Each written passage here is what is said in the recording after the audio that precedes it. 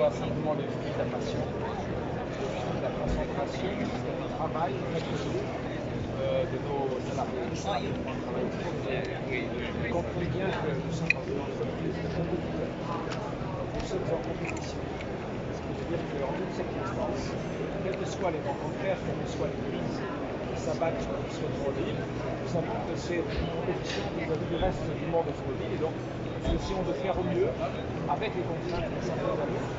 Cet esprit de compétition, cette concentration, cette passion que nous avons pour le produit et pour l'industrie font le reste. Donc, la seule chose que l'on puisse faire et qu'il faille faire aujourd'hui, c'est remercier et féliciter les salariés du groupe Stellantis qui font un travail remarquable dans des conditions dont vous mesurez. Moi, je les pose, je pensais que la stratégie de montée en gamme de groupe était un volet de succès, que cette stratégie était la bonne. On pourrait dire ça, ce serait peut-être élogieux.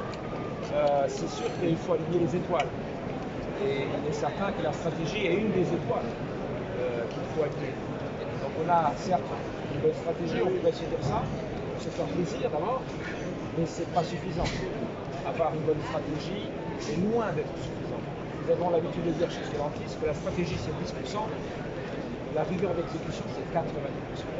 Donc une fois qu'on pense avoir une stratégie, il faut l'exécuter de manière rigoureuse, très concentrée, avec beaucoup de résilience, beaucoup de persévérance, garder le cap, quels que soient les vents contraires, quelles que soient les perturbations. C'est exactement ce que font les salariés. Et vous savez bien qu'ils ont suffisamment de raisons de temps en temps d'être perturbés par le monde extérieur. Et ils gardent le cap, ils comprennent que nous faisons ça pour le bien de l'entreprise, pour la pérennité de l'entreprise, nous le faisons avec passion. Nous adorons l'automobile, nous adorons la liberté de mouvement qu'offre l'automobile, nous adorons cette industrie qui est probablement une des plus dures au monde. Et donc nous essayons de faire au mieux. Et donc bravo à eux, s'il vous plaît. Alors là, on est devant Nouvelle Avenger. Où est-ce que vous placez Jeep? Parce que pour le public français, Jeep, c'est des voitures presque rustiques qui vont partout. Aujourd'hui, Jeep, c'est quoi dans le groupe? Est-ce que c'est une marque premium?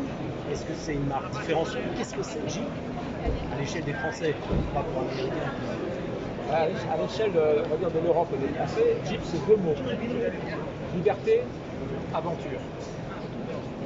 Liberté, aventure.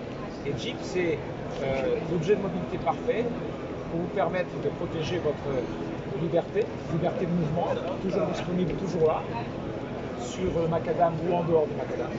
Et c'est l'aventure, c'est la possibilité d'avoir des expériences et d'avoir des moments limites dans votre vie d'être humain.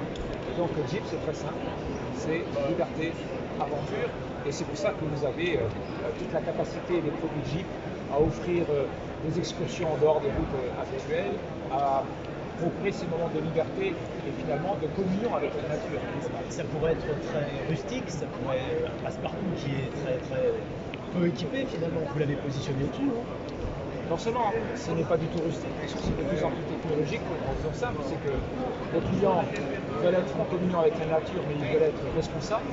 Raison pour laquelle vous avez aujourd'hui vendu la première Jeep de l'histoire, qui est un véhicule électrique pur, ce qui est quand même une grande innovation pour Jeep.